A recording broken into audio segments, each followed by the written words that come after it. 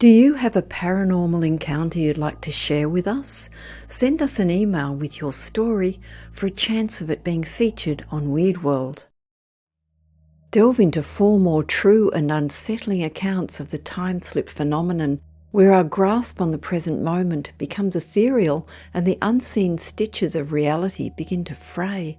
Wander the age-old streets of London with Nicole as they transform before her eyes. Join Linda's family as they dine in an echo from Donegal's past. Revel in Michael's mountainous mystery, where familiar faces blur between moments, and accompany David as he confronts a newsstand enigma in St. Louis. Each encounter has the possibility of unraveling our conceptions of time, hinting at a nature to the universe far outside our understanding.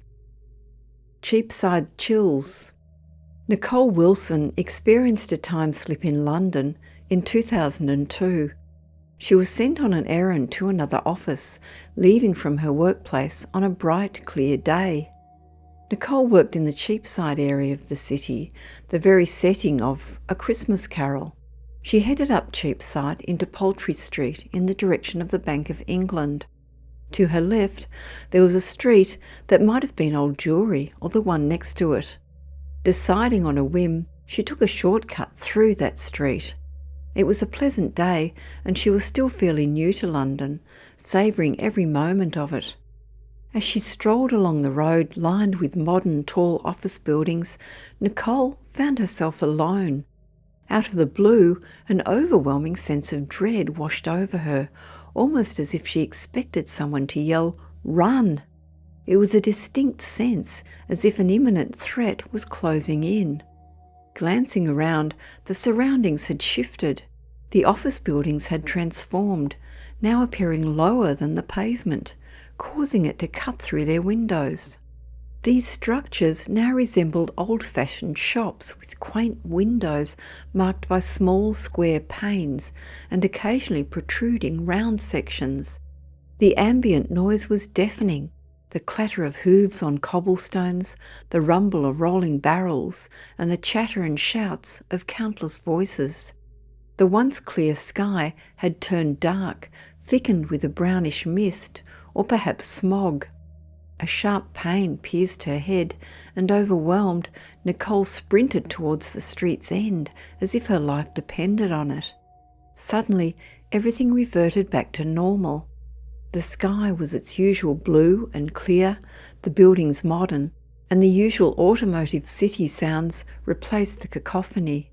Her headache and fear dissipated instantly, leaving her feeling entirely normal but utterly baffled. What struck her next was quite peculiar. Across the street, a man smoking a cigarette stared at her in disbelief, exclaiming, "Where the hell did you come from?" He explained that he had just exited from a nearby building and had not seen her until that very moment. Nicole pondered on this, wondering if, apart from her own time slip, she might be a mysterious figure in someone else's story, the girl who appeared out of thin air. A Night in Donegal, 1966. Linda Brown's parents experienced what she believes was a time slip.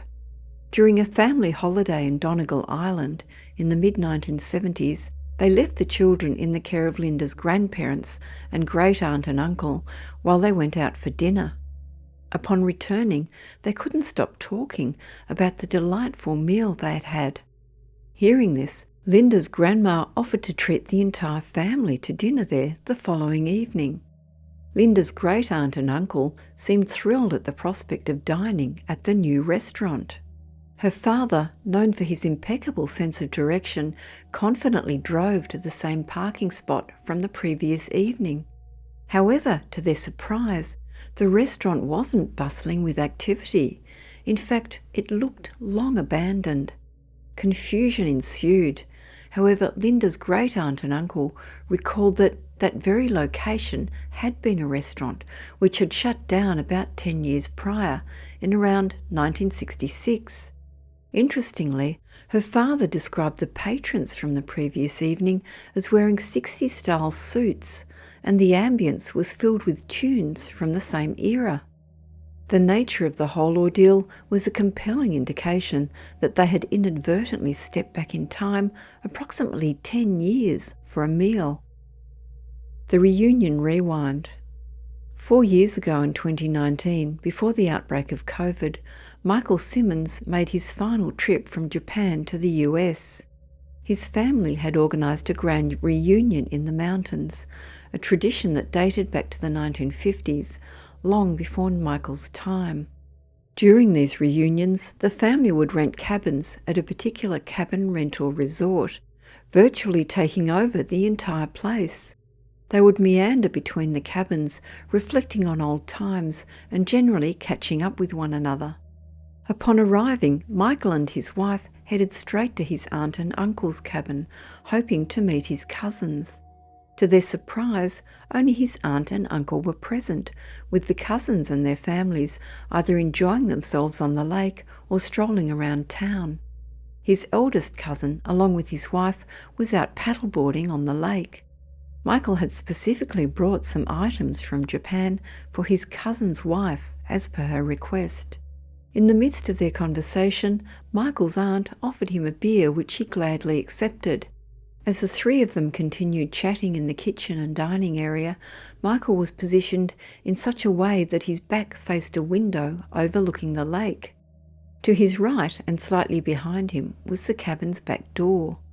This door was frequently used by the family since it was conveniently located next to the parking spots and adjacent to a deck where they kept inflatable rafts and other lake playthings for the children.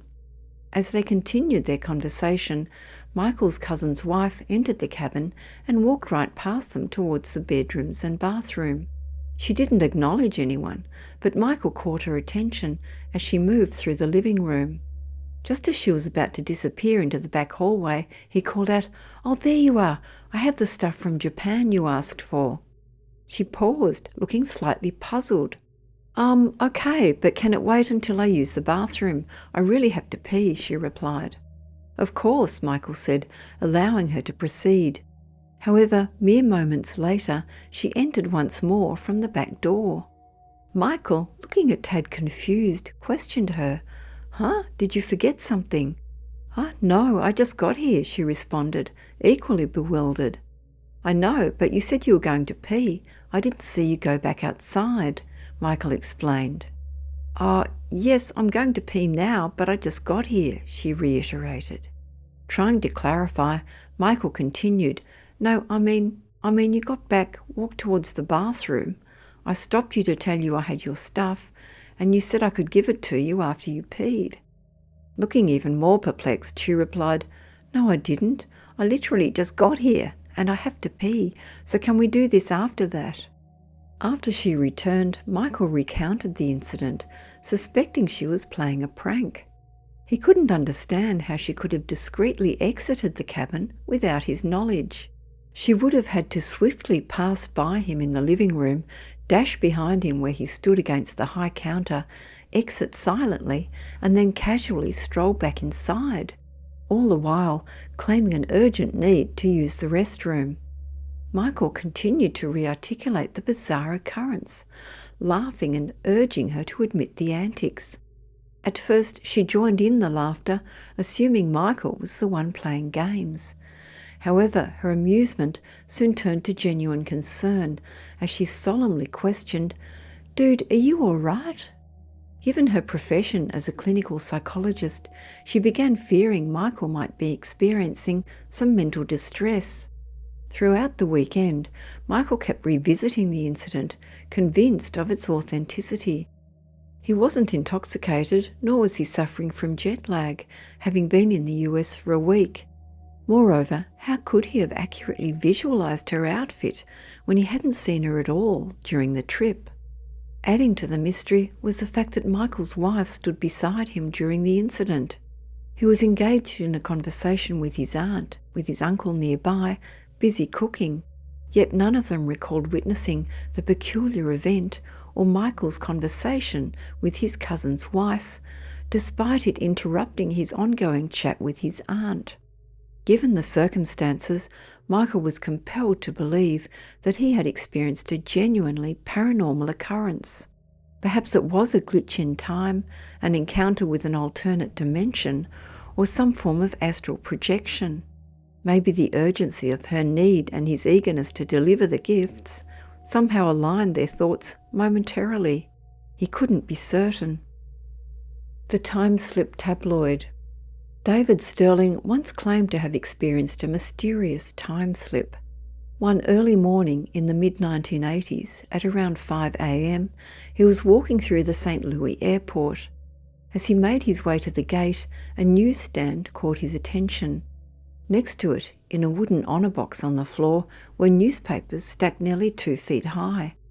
Glancing at the front page, David noted that the newspaper bore the next day's date. Although he found it intriguing, he didn't give it much thought and continued towards his gate.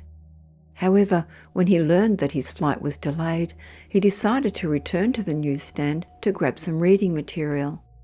To his surprise, the newspaper box was now completely empty. Curious, he approached the counter and inquired about the missing papers. The lady behind the counter responded, "Oh, we won't get those for about another hour." Although David refrained from pointing out the future date he had observed earlier, he did mention that the box was full just moments earlier. The lady found this puzzling and mentioned that she personally signs for the newspapers every morning when they are delivered. The experience left David baffled.